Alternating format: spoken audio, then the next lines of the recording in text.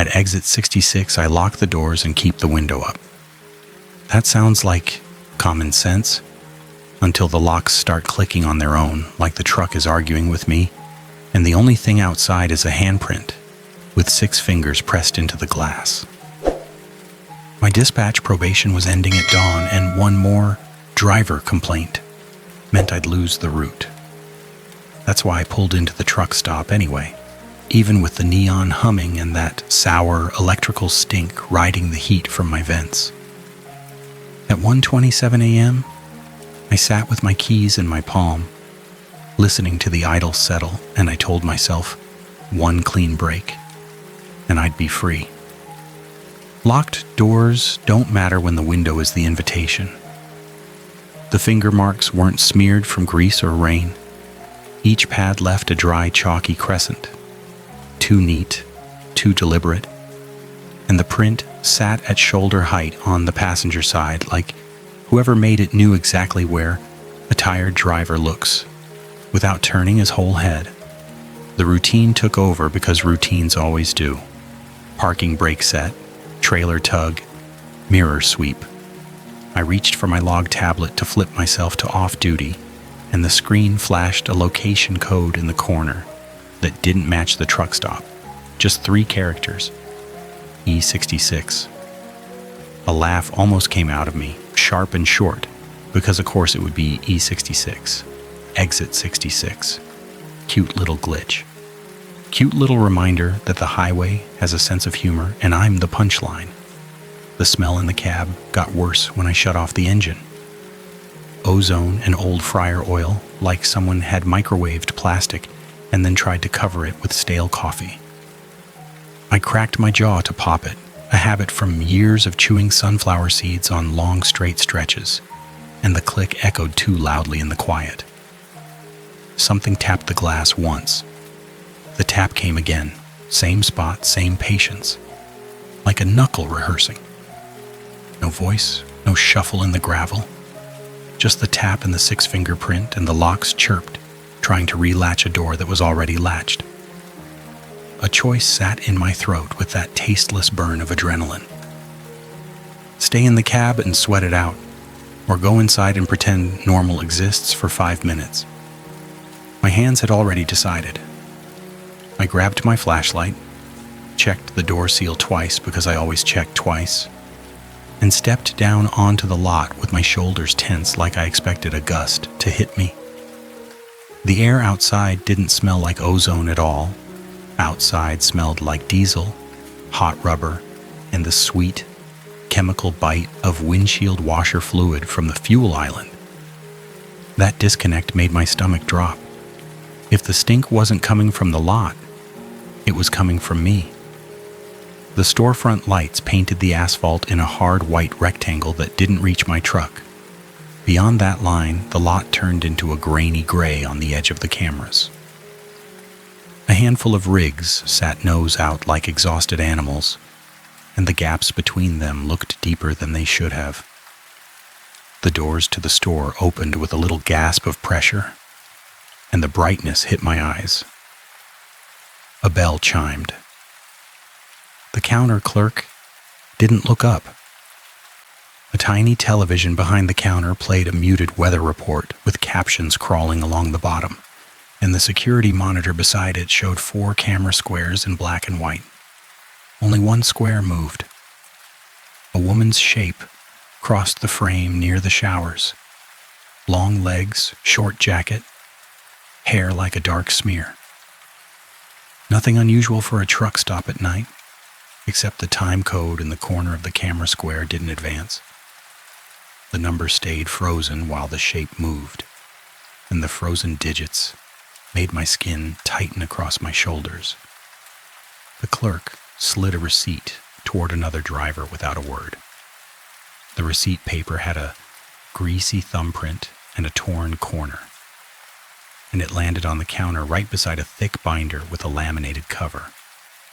Someone had written lot safety in marker on the cover, then crossed it out and written it again, darker. I pointed at the binder and kept my voice low. That for drivers? The clerk finally looked up. His eyes were half-lidded, the kind of tired you earn, not the kind you fake. Management wants it seen. One of the binder tabs was missing, like it had been yanked out. The remaining tabs were color-coded, and one had a torn label with only the last characters visible. E66. My mouth went dry. I told myself it was a coincidence. A shortcut label, anything. The ozone smell came back the second my fingers touched the binder's cover. A coffee ring stained the first page, and the top looked like it had been printed from an email. The toner was light, faded at the edges, and the subject line had been typed in bold. Overnight, lot safety update. A short paragraph followed, all corporate-friendly language, and then a few lines in quotation marks that were so blunt they didn't fit the rest of the memo. The page read, "Lock doors before shutting down." The next line read, "Do not open the window past the first click." Except the word window was smeared. The ink dragged like someone had tried to wipe it away. It read, "Win," and my eyes filled in the rest, because that's what brains do when tired. Another line sat below, underlined twice in pen. "If you hear a knock after the lock goes quiet, do not respond." I stared at that line until the words stopped behaving like words. "Those, new?" I asked. The clerk shrugged without shrugging. "People work the lot. People get bold. Management wants fewer calls. People work the lot." He didn't say the other phrase, the one drivers use when they want to be cruel. I'd heard it for years, laughed along when I shouldn't have, and now the phrase surfaced anyway, ugly and automatic. The lot lizards at exit 66. The security monitor clicked softly, a relay sound, and the moving shape on the frozen time code turned her head toward the camera. Not toward the lens. Toward me, standing inside the store, even though the camera was outside and she was on the far side of the building. My throat tightened. My fingers went to my pocket for my phone, then stopped halfway because I didn't want to call dispatch and say I was spooked by a security monitor. Probation didn't care about spooked. Probation cared about numbers. The clerk's hand hovered over the binder as if he meant to close it. His nails were bitten down to the quick. He wasn't curious, he wasn't amused. He looked like someone who had learned what happens when you ask questions. A second page sat behind the first, half stuck together by dried coffee. This page was a laminated card taped to the inside cover with clear packing tape that had started peeling at one corner. A different hand had written the lines in black marker. It said, "If air gets bad, crack the passenger window 2 inches. The next line said, "Keep doors locked. It's enough." The trap didn't announce itself. It never does. My stress reflex kicked in, and I rubbed my thumb along the edge of my key fob until it warmed, a pointless little motion that usually steadied me. The keys felt gritty, like I'd dropped them in sand. "Who wrote that?" I asked. "Comes from the lot manager," the clerk said. "Don't argue with it." The words "don't argue with it" landed wrong, like he meant the paper itself, not a person. A voice came from behind me, low and annoyed. "Stop staring at the binder." I turned. A driver in a hoodie stood near the coffee urns, eyes narrowed, posture defensive. He looked older than me, the kind of older that comes from a spine that never fully unbends. He jerked his chin toward the door. "If this is a prank, it's a bad one." "It's not mine," I said, and hated how fast I sounded like I was defending myself. The hoodie driver snorted. "Maybe it's a test." That line stuck. Test. Audit. Compliance. All the clean words that make people do dumb things because authority makes dumb things feel official. I tried to ground myself in small tasks. I bought a coffee I didn't want, took the receipt because I always take the receipt, and the paper slid out warm from the printer.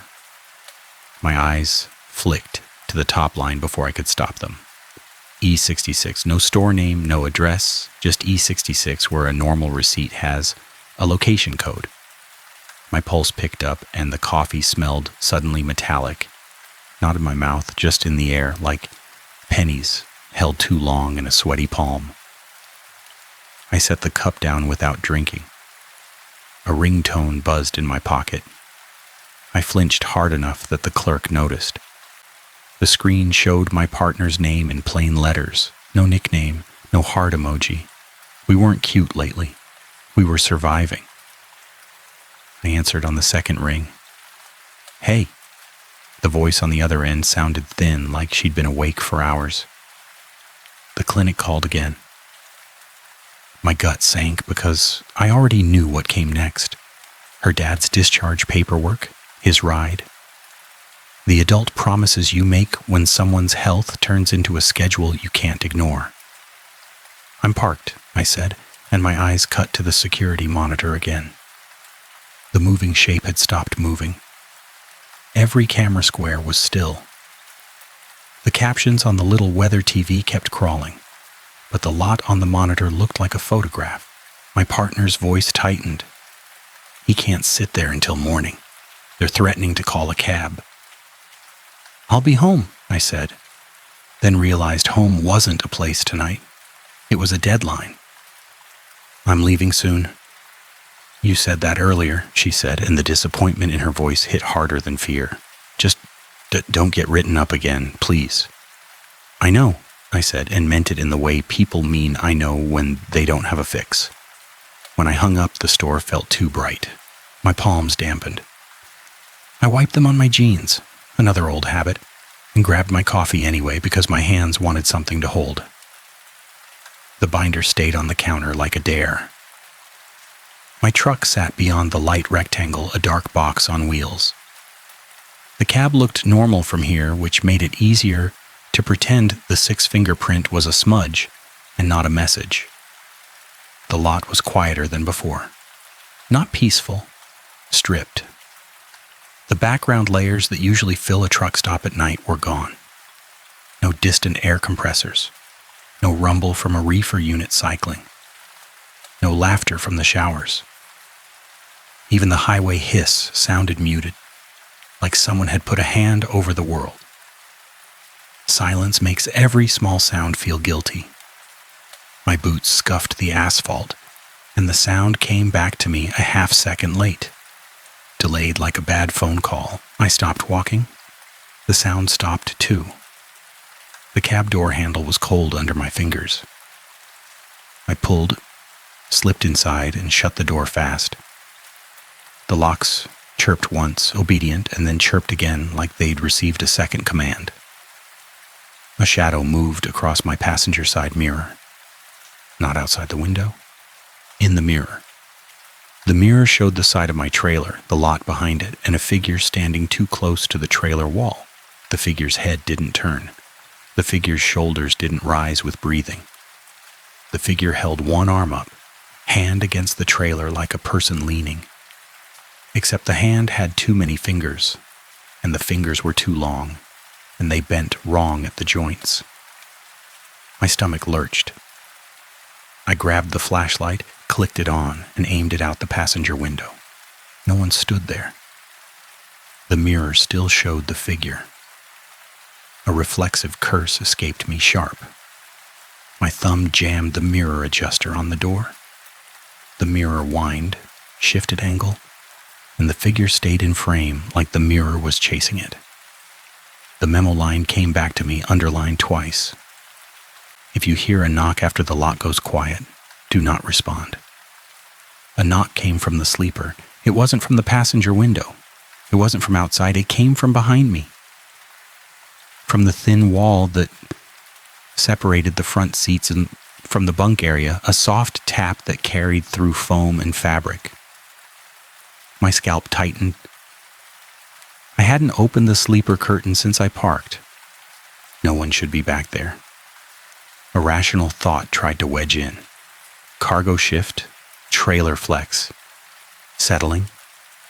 The highway taught me 1,000 normal explanations for weird sounds. Then the tap came again, and the locks chirped a third time, and my log tablet on the dash lit up without me touching it. A 66 blinked in the corner of the screen like a status warning. My voice came out low and angry, the way it does when I'm trying not to panic. Nope. The plan became small and simple. Start the engine, pull forward into the light. Leave. My hand reached for the ignition, the key turned, the dash lit, the engine cranked. The engine didn't catch. A second crank, a third. The starter whined like it was chewing on something hard and then stopped. The dash stayed lit. The radio screen came on with static bars. The engine stayed dead. Time loss. Right away. A resource cost for a breach I couldn't name. My fingers tightened around the key until my knuckles hurt. I forced my breathing into slow chunks, because hyperventilating in a cab helps nothing.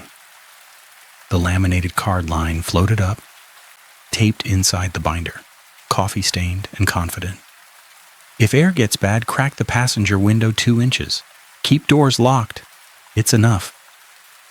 The ozone smell surged again, stronger, like a wire burning behind plastic. It came from the vents, not the lot. My eyes watered, my throat scratched. A cruel part of my brain thought, fine, crack the window, get air, calm down, start the engine again. The trap rule wore the same face as relief. My gaze went to the passenger window latch. I didn't touch it. I didn't even lean toward it.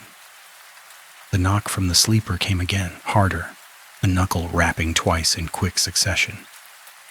A low voice whispered from behind the curtain, close enough that the breath would have warmed my ear if the breath had been real. Keep it moving. 3 words. Plain. Familiar in the way radio chatter gets familiar. The phrase hit my gut like a fist because I'd heard it earlier, but not from the sleeper. The clerk had said something like it. The binder had said something like it. The whole place was built around the idea. Keep it moving. My flashlight beam trembled on the passenger door. I forced it steady and did a slow scan, not out the window, but across the inside of the cab. Cup holders, floor mat, sleeper curtain seam. Everything normal, everything where it belonged. Except the passenger window latch sat half a notch down. I hadn't touched it.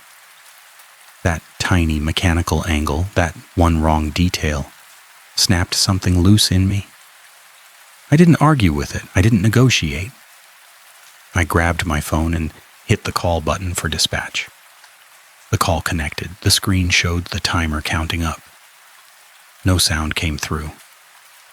I said my dispatch contact's name anyway, then stopped because names don't matter when the line is dead. My mouth went dry. I tried again. Truck's not starting. Something's wrong at the stop. The timer kept counting. Silence on the other end. Not even background hum. The locks chirped again and the call dropped. Comm loss. Another resource cost, right on schedule, like the system had a ledger. My head turned toward the store. The security monitor sat in there with its frozen squares, the clerk's tired eyes, the binder, the peeled tape. A thought rose, ugly and practical. Maybe it is a test. Maybe the company planted a weird memo at a high-risk stop and wants to see who reports it and who ignores it. Maybe the clerk is in on it. Maybe the probation metric is bait. The other thought rose right beside it, colder. Maybe the memo isn't from the company, maybe it's from whatever makes 6 fingerprints. Either way, proof mattered. Oh, when complaints get laughed off, proof gets filed. I shoved the door open and stepped out again, locking it behind me even though the locks didn't feel like they belonged to me anymore. The air outside hit my lungs clean, and that contrast made my eyes sting. The lot stayed quiet, but the silence had shifted. It wasn't empty, it was listening. The store's automatic doors slid open, and the bell chimed like nothing was wrong. The clerk glanced up, and something in his face tightened. My engine won't catch, I said. The receipt printer's putting weird codes on paper. The cameras look frozen. He didn't ask what code. He didn't ask what I meant. He just looked at the security monitor and swallowed. The hoodie driver from before stood near the shelves, watching me now like he was measuring whether I'd cause trouble for everyone. The clerk nodded toward the monitor with a small flick of his chin. Don't rewind it. What? His voice dropped. If the clip freezes, don't touch the bar. The memo didn't say that. The binder didn't say that. The clerk did. A new rule, unofficial, spoken like confession. It landed harder than printed ink. I stepped behind the counter without permission, because fear makes people rude. The clerk didn't stop me. The security monitor was older, the kind with thick plastic buttons and a tiny jog wheel. 4 squares, grainy lot, fuel island, showers, back door. In the bottom right corner of the fuel island square, tiny letters sat in the overlay, A66. My stomach flipped. That code again threaded through everything like a stitch. A shape stood at the edge of the fuel island square, half in shadow, half in blown-out light. The shape faced the camera. The face area was a pale blur, and the camera's auto exposure fought it, brightening and dimming in a slow pulse. The time code didn't move. A sound came from the monitor, faint, like a soft crackle. The audio channel wasn't supposed to be on. The little speaker icon on the screen wasn't lit. The crackle resolved into something that almost sounded like a fingernail, dragging on paper, slow and steady, a receipt, feeding itself through a printer that wasn't printing. That sound crawled up my spine. My hand reached toward the jog wheel anyway, because I wanted to see if the time code would catch up, because I wanted control, because human brains crave buttons. The clerk's hand slapped down on my wrist, hard. Don't. Pain shot up my forearm. I yanked back, anger flaring because fear always looks for a place to live.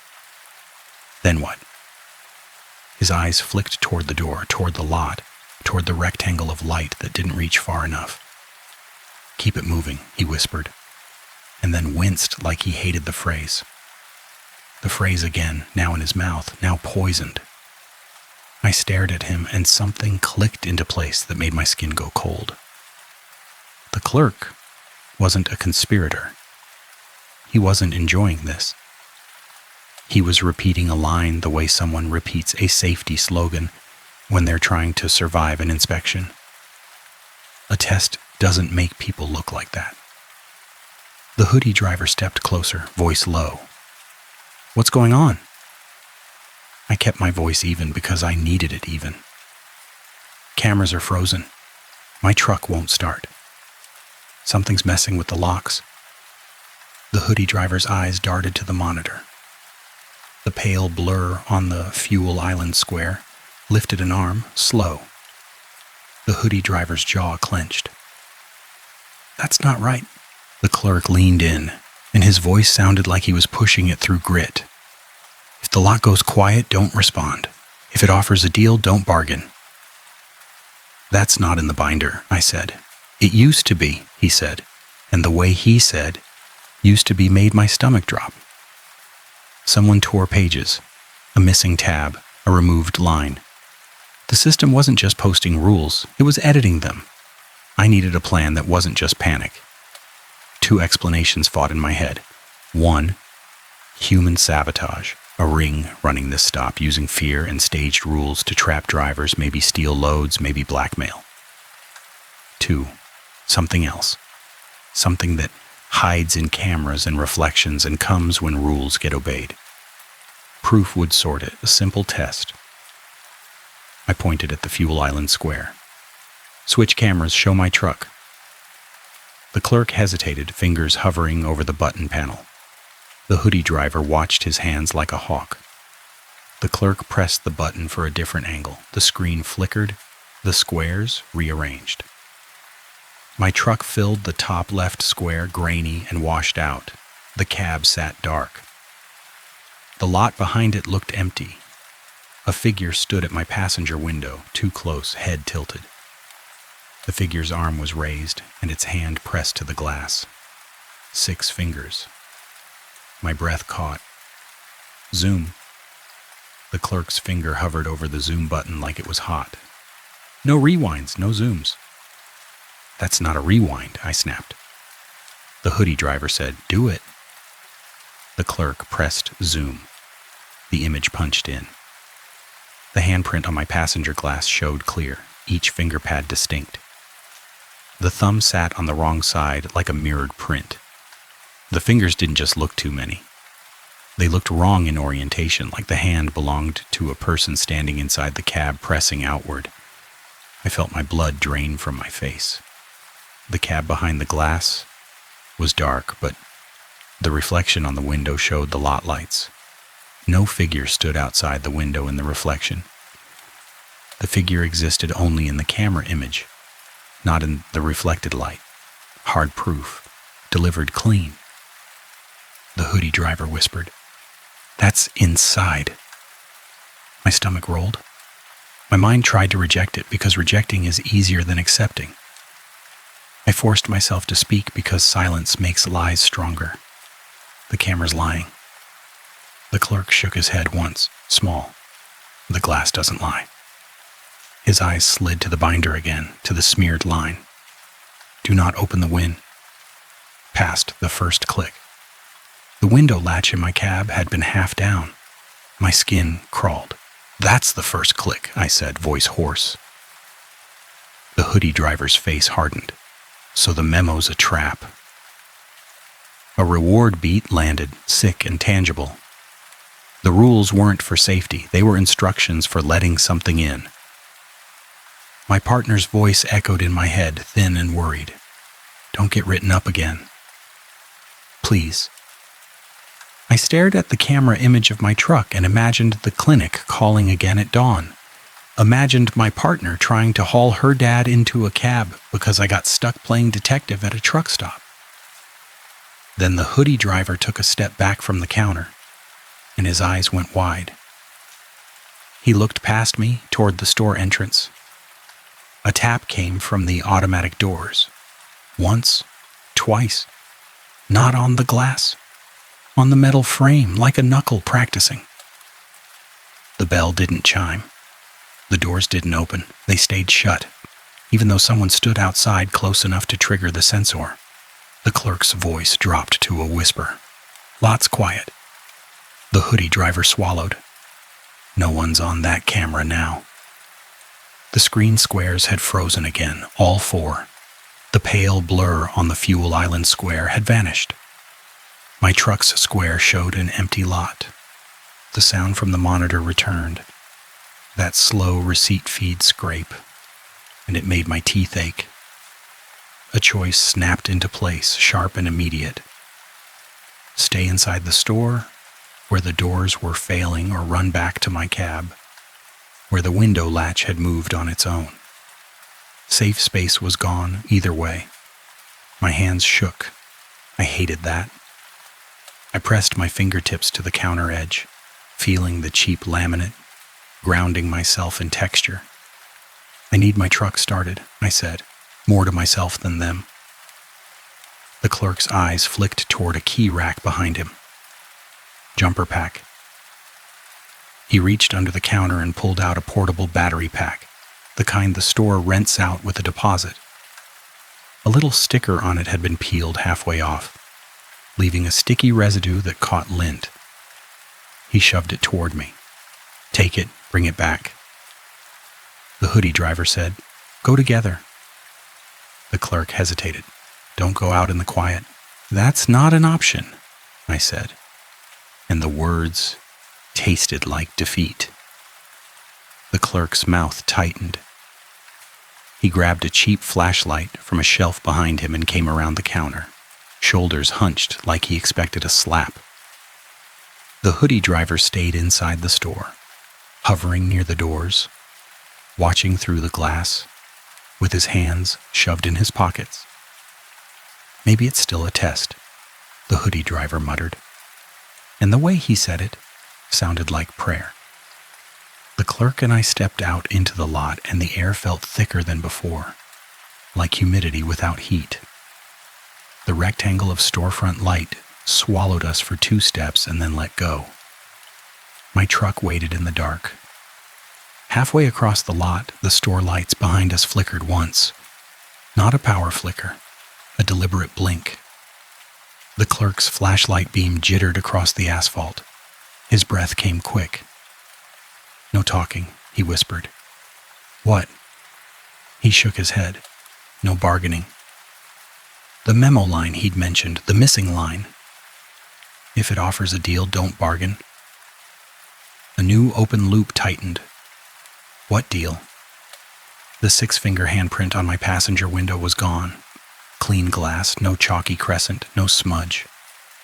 That absence hit me harder than the print had, because prints don't erase themselves. The passenger window latch sat fully up now, locked in place. The first click had been corrected, like the truck was apologizing, or like it wanted me to trust it again. My boots hit gravel near the fuel island. The clerk's flashlight beam caught a shallow scratch mark on the asphalt, a thin line etched into the tar, like someone had dragged a coin. The line circled around my truck and then broke at the passenger door like a boundary that had been interrupted. The clerk didn't look at it. He walked faster. My stress reflex flared. Thumb rubbed key fob. Again, pointless, again.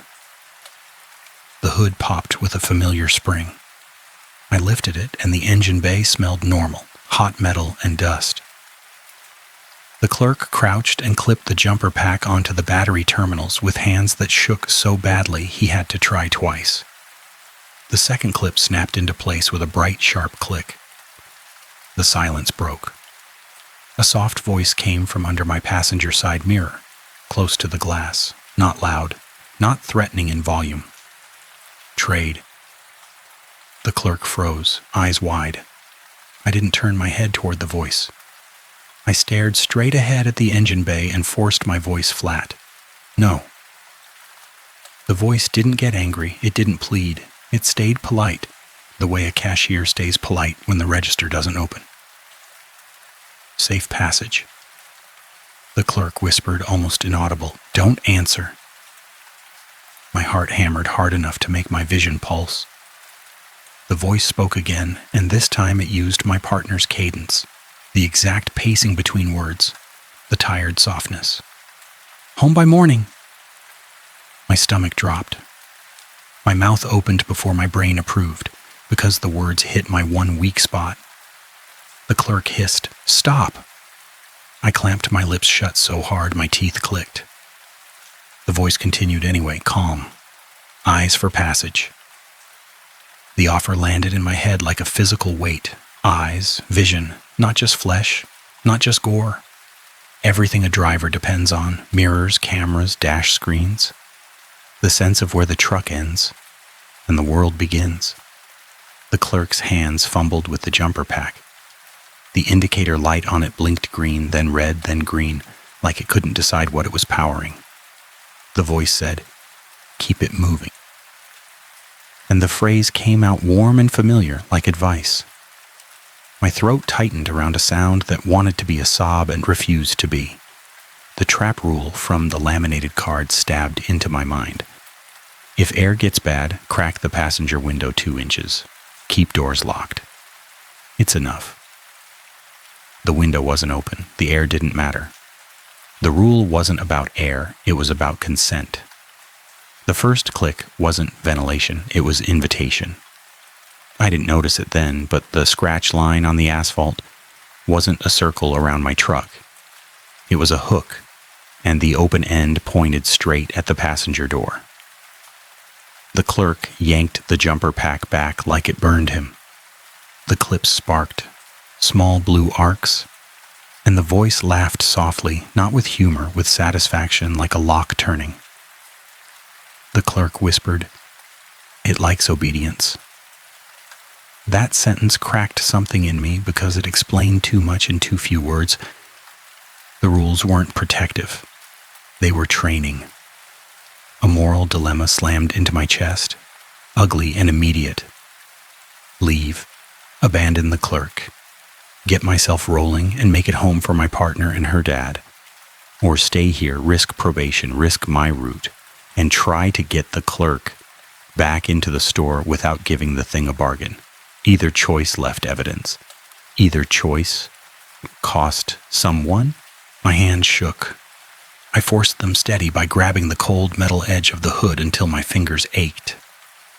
Pain works. "I'm not leaving alone," I said, voice low. The clerk's eyes widened. "Don't be noble." "Noble isn't the point," I snapped, then softened because he was right. "I need a witness. I need someone else to see it." The clerk swallowed a hard bob. "Then don't talk to it." A plan formed, thin but workable. Start the engine with the jumper pack. Don't negotiate, don't open windows. Get the truck into the light rectangle by the store. If the thing lived in camera images and reflections, overwhelm it with real light and real angles. The clerk clipped the pack back on with his eyes squeezed tight like he was doing surgery blind. The indicator stayed green this time. The voice said, "Price." I didn't answer. I turned the key. The engine caught on the first crank, roaring to life so loud it felt like relief in my bones. The vibration ran up through the steering wheel, into my forearms, into my teeth. The store lights behind us flared brighter, and the automatic doors slid open on their own with a smooth hiss. The clerk's eyes darted to the doors. "It opened," the voice said, almost pleased. "Safe." The trap rule smiled again. The door's opening felt like help. My jaw clenched. "No," I said, and forced my brain to hold the contradiction. The system offered easy paths. Easy paths had prices. I jerked my head toward the clerk. "Get in." He hesitated for a heartbeat, then ran around the front of the truck and climbed into the passenger seat fast, slamming the door. The locks chirped twice, then steadied. The moment his weight hit the seat, the passenger window latch ticked down half a notch. The first click. The clerk saw it and went pale. He grabbed the latch and shoved it up hard until it snapped. The voice outside the passenger window went quiet. The lot went quiet again too, deeper than before, like the engine sound was the only thing left in existence. My truck vibrated in a bubble of noise surrounded by a dead ocean. I put the truck in drive and eased forward, tires crunching gravel. The headlights carved a path toward the store's light rectangle. In the side mirror, a figure stood between two parked rigs, watching. The figure lifted one arm and held its hand up in a slow wave. 6 fingers. The mirror's angle shifted on its own, turning away from the figure, hiding it. Access loss, but not door access. Vision access. The truck wanted me blind. I forced my eyes off the mirror and onto the path ahead. The light rectangle approached. The store's open doors waited like a mouth. The clerk's voice shook. "Don't go in." "I'm not," I said, and my voice surprised me by sounding steady. A new plan replaced the old, born from the same instinct that keeps drivers alive on icy bridges. Don't take the path that's offered. Take the one that looks inconvenient. I swung wide, steering around the open doors, aiming for the far edge of the lot where the light from the fuel island spilled out. The engine pulled. The truck moved.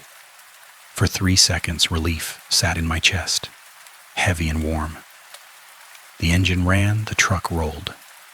The windows stayed shut. Then the dashboard lights dimmed.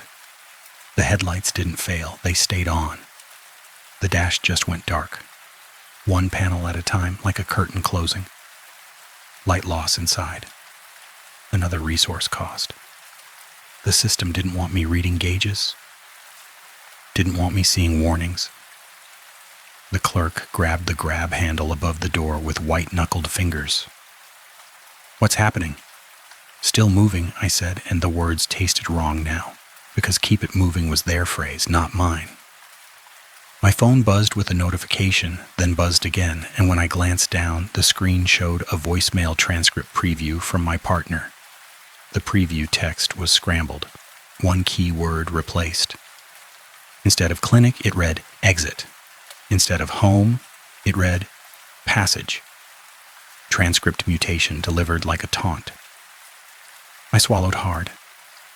"Nope," I muttered, and threw the phone into the cup holder face down like that could stop words. The fuel island lights ahead flared brighter, and for a moment the lot looked normal. A driver walked toward the showers. A trash bag moved in the wind. A world with background noise.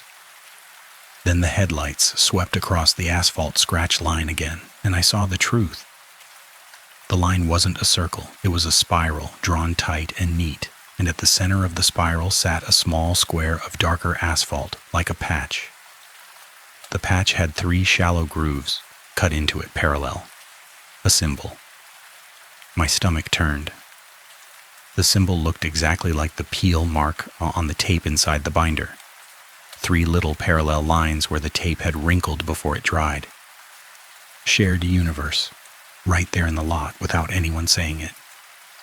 The clerk leaned forward, eyes squinting at the symbol. "That's on the binder." "Yeah," I said, and my voice went thin. The engine sputtered once, a brief hiccup, like a cough. The truck lurched. Time pressure tightened. If the engine died again, we'd be stuck in the lot with the doors that opened on their own and the rules that lied. I made a choice that felt stupid and necessary. I turned the wheel and aimed my truck's tires straight over the spiral line. The tires rolled over it with a soft bump, like driving over a raised seam. The silence broke like a glass pane. All of the background noise slammed back into existence at once. Reefer units, distant highway hiss, a muffled laugh from the showers. The store bell chimed. My ears rang from the sudden shift. The clerk exhaled a shaky breath. "What did that do?" "I don't know," I said, and meant it, but it reacted. A competence win, small and real, a test that produced a response. 2 theories fought less now. Human sabotage didn't make asphalt symbols that controlled silence. A supernatural thing didn't print corporate memos. Third possibility rose, ugly and plausible. The system and the thing were connected. One fed the other. The fuel island came up on my right. I eased toward it, aiming to stop under the brightest lights without blocking anyone. I didn't shut off the engine. I didn't even put it in park until the last second. The clerk's hand hovered near the passenger window latch like it might move again. His voice shook. "What now?" "Proof," I said. "We need something that survives." The store's security monitor had shown my truck with the handprint from inside. The camera overlay had the same code that haunted my receipts, E66. That code wasn't just a joke. It was a label, a channel, a tag, a folder name, a way to sort victims. I looked at the clerk. "Does the monitor record clips?" He swallowed. "System stores a day, sometimes." "Where?" His eyes flicked toward the back office door behind the counter, the one marked employees only in faded letters. The sign wasn't a code, just a warning. The clerk shook his head fast. "Can't. A manager locks it." The word manager hung heavy. Authority, gatekeeper, betrayal. The person who wrote the laminated card trap rule. A new fear rose, not of 6-finger hands, but of paperwork. If I went into that office, I'd be trespassing. I'd be on camera. I'd be giving probation exactly what it wanted.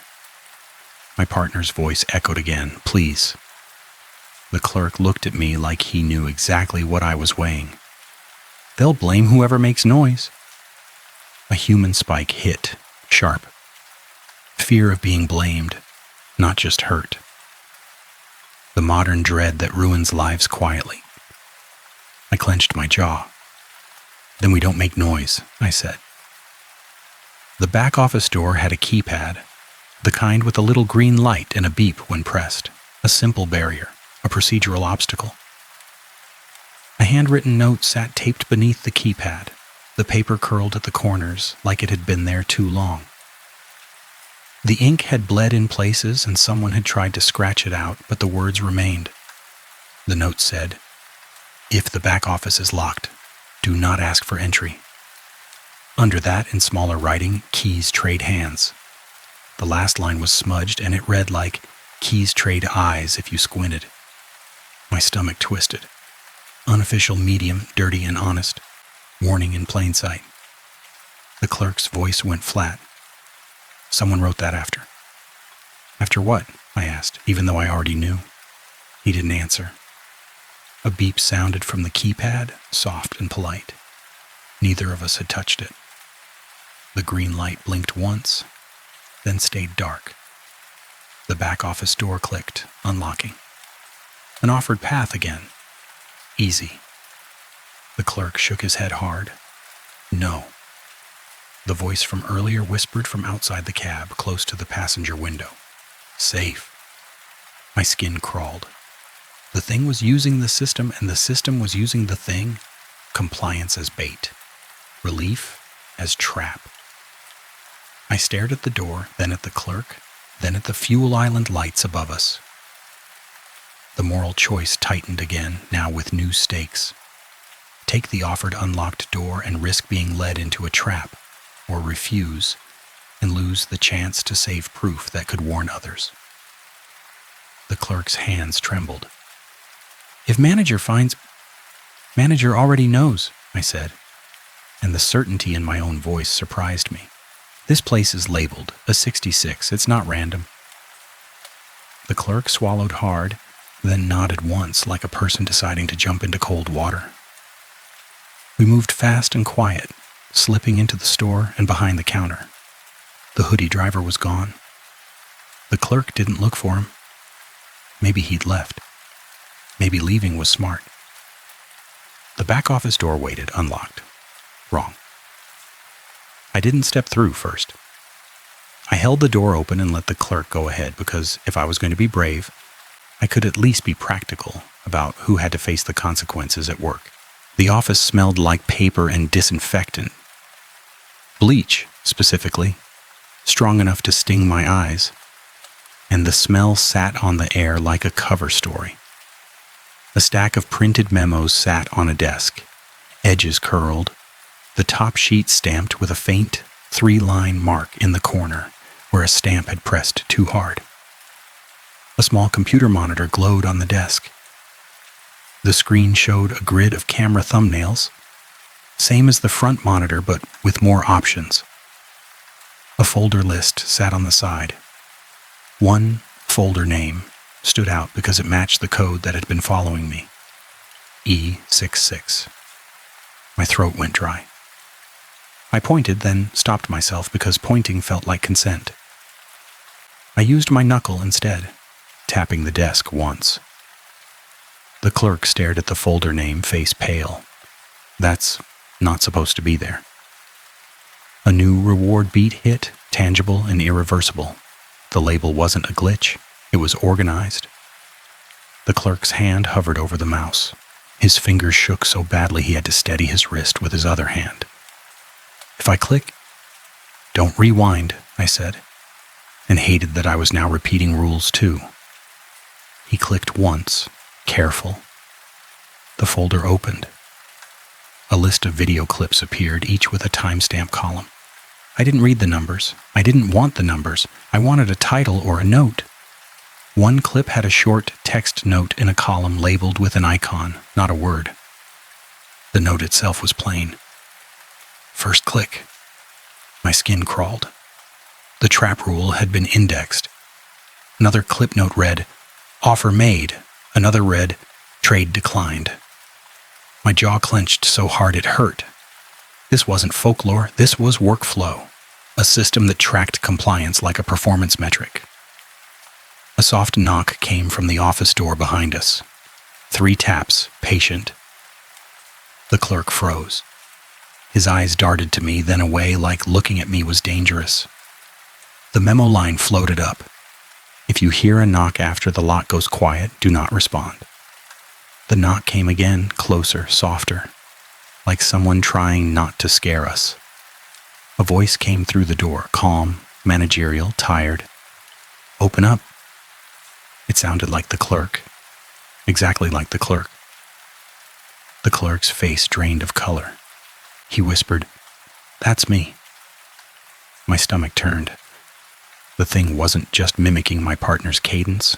It was mimicking whoever it needed. I grabbed my phone and snapped a photo of the screen quick. Proof. Captured fast. Evidence. The screen flashed white for a split second. The camera grid on the monitor flickered, and every thumbnail went blank. Evidence loss. Immediate. The system reacted to being documented. The clerk's hand jerked, and the mouse clicked a clip by accident. The clip opened full screen. The video showed my truck at the fuel island, headlights on, engine idling. The passenger window latch ticked down half a notch. Then the video froze. The progress bar at the bottom of the screen appeared, and a little wheel spun. The clerk's breath hitched. "Don't touch it." The voice at the door said, still calm, "Open the door." My heart hammered. I wanted to shove the desk against the door. I wanted to scream. Screaming wasn't useful. The clerk's eyes flicked to the progress bar again. His hand trembled toward it, like reflex, like panic, like obedience. That was the real trap rule hiding under a digital interface. When the clip freezes, human brains want to scrub back and forth, to find the glitch, to fix it. The clerk's finger landed on the bar. The screen rewound. The time code column on the side jumped backward. The image showed my truck again.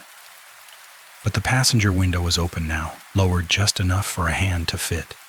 The hand rose into frame from below, fingers too long, bending wrong. Tier 3, clear and still frame perfect. Not a full creature. A hand, but unmistakably not human.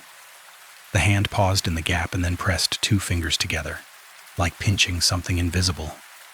The office door handle behind us turned, the latch clicked. The clerk let out a choked sound, his shoulders shook. "I didn't mean..." The door cracked open, slow.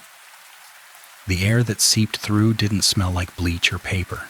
It smelled like ozone and old fryer oil, the stink from my vents, the stink from inside me, now outside. A hand slid into the gap at the edge of the door, fingers too many, nails clean and pale. The hand held something between 2 fingers. My receipt. Warm paper, curled at the edges with E66 printed on it. The hand lifted the receipt like an offering. The voice came, soft, through the crack. "Trade." The clerk's breath hitched. He whispered, "Don't bargain." My mind raced. The thing wanted eyes, vision. The system wanted compliance.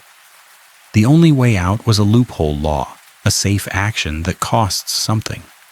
If the thing wanted vision, maybe it would accept a substitute. Not flesh, not gore, tools. I grabbed the little office monitor with both hands and yanked the power cord out of the wall. The screen went black. The hand outside paused. The clerk gasped. "What are..." "Taking the eyes," I said, voice rough. "Not mine." The monitor was the system's eye, the CCTV feed, the proof, the lure. I just blinded it. The cost hit immediately. The office went dark except for a thin strip of light from the door crack. The store lights outside flickered. The hand withdrew a fraction, then pushed the receipt through the gap. The paper fluttered onto the floor. The voice said, almost amused, "Not enough." The hand shoved into the gap again, fingers flexing. The clerk made a sound like a sob and then swallowed it. He reached into his pocket and pulled out a key ring, a heavy ring with a small plastic tag. The tag had a 3-line mark scratched into it. The clerk's voice shook. "Keys trade hands." He tossed the ring toward the gap. The hand caught it without fumbling like it had practiced. The door stopped opening. The latch clicked shut. The office lights flickered once and then steadied, dimmer than before. The air cleared. The ozone stink faded. The clerk sank onto the edge of the desk, shaking hard. Why did that work? It didn't, I said, because the truth mattered. It delayed. The key ring had been the price, a resource, access. The clerk had paid with his job, his ability to lock doors, his safety, purposeful sacrifice, adult and ugly. My phone buzzed again, face down in my pocket. I didn't check it. I didn't want another transcript mutation. I needed to move. We stumbled back out into the store. The hoodie driver was gone. The front doors were closed again, normal. The bell chimed when we passed through, like the building was pretending nothing happened. My truck sat under the fuel island lights, engine idling. The clerk stopped at the threshold of the store and stared at the lot, eyes wide. I can't go back out. You can't stay here, I said, and the words hurt, because saying them meant taking responsibility for them. My partner's deadline sat in my head. The clinic, Dawn, the probation metric, the adult obligations that didn't pause for supernatural hands. A choice, again. Only one that prevented harm. Get in, I said, and kept my voice firm. Ride to the next stop, report from there. The clerk's eyes filled with tears he refused to let fall. He nodded once, stiff. We crossed the lot fast. The silence didn't return. The lot stayed noisy now, like the spiral line had broken something in the system's control. When the clerk climbed into my passenger seat, the window latch ticked down again, half a notch. The first click. He shoved it up hard, knuckles white, and his voice snapped. It keeps trying. It wants consent, I said. We rolled out of the fuel island lane and headed toward the exit ramp. My hands gripped the wheel so tightly, my fingers hurt. The exit sign ahead glowed green. The reflective letters were normal for a heartbeat. Then the sign flickered and the text changed. E66. Not exit 66. Just E66, like a label, like a folder, like a tag. My stomach dropped. Relief had been building because the truck was moving, because we were leaving, because forward motion feels like escape. Now that relief turned sour, the real rule arrived, late, with teeth. The smeared memo line came back, the one my brain had filled in wrong. Do not open the window, past the first click. The missing part wasn't window, it was not. Do not open the win. Past the first click could have been do not open the win, not past the first click. A negation smudged away. A damaged line that turned safety into invitation. We'd been obeying a rule that didn't exist. The clerk's voice went thin. That sign's wrong. Yeah, I said, and my mouth went dry. We don't take it. The clerk stared at me like I was insane. Then where? A simple competence move. Don't take the offered path. Circle once.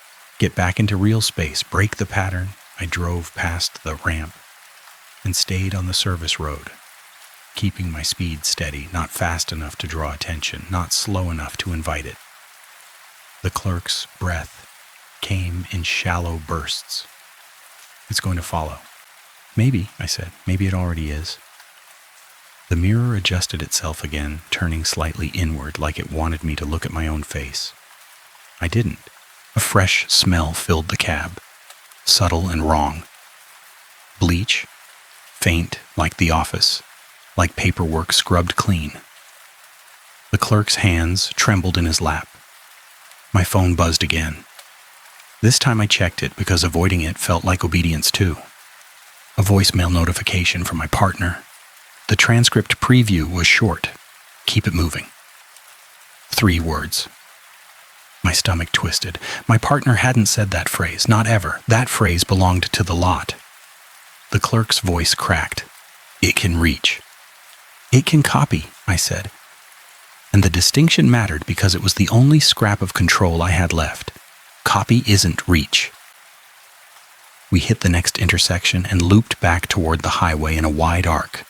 The exit sign behind us stayed visible in the mirrors for a long time, longer than it should have, like distance had been rewritten.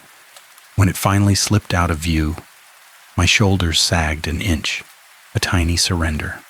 The clerk stared straight ahead, eyes glassy. What happens now? A line rose in me, plain and bitter. I did what the paper told me, and the paper wanted a payment. I took a breath and made the one constructive action left. The one thing that would make the world slightly safer, even if it didn't make me safe. At the next safe pull-off, under normal streetlights, I sent the photo I'd taken of the camera folder to my company safety contact. Not a complaint, not a story, just the image, in one sentence. Stop flagging E66 routes. Do not post first click guidance. The message showed as sent. When I checked again a minute later, the message thread was gone, like it had never existed. But my phone's gallery still held the photo. For now. The clerk sat in my passenger seat with his hands pressed flat on his knees, breathing like a person trying to stop shaking. He stared at the window latch like it was a snake. A folded piece of paper sat on the dash, the receipt the hand had pushed through the office door crack. I hadn't thrown it out. Throwing it out felt like pretending. On the back of the receipt, new writing had appeared in faint gray, like toner seeping through. One line, clean and short, in the same blunt style as the binder quotes. If you've seen that symbol before, don't ignore it. My stomach turned. The 3-line mark on the asphalt spiral wasn't unique. It was a stamp, a brand, a network. I keep asking myself why the receipt was already in my pocket when the hand offered it through the door.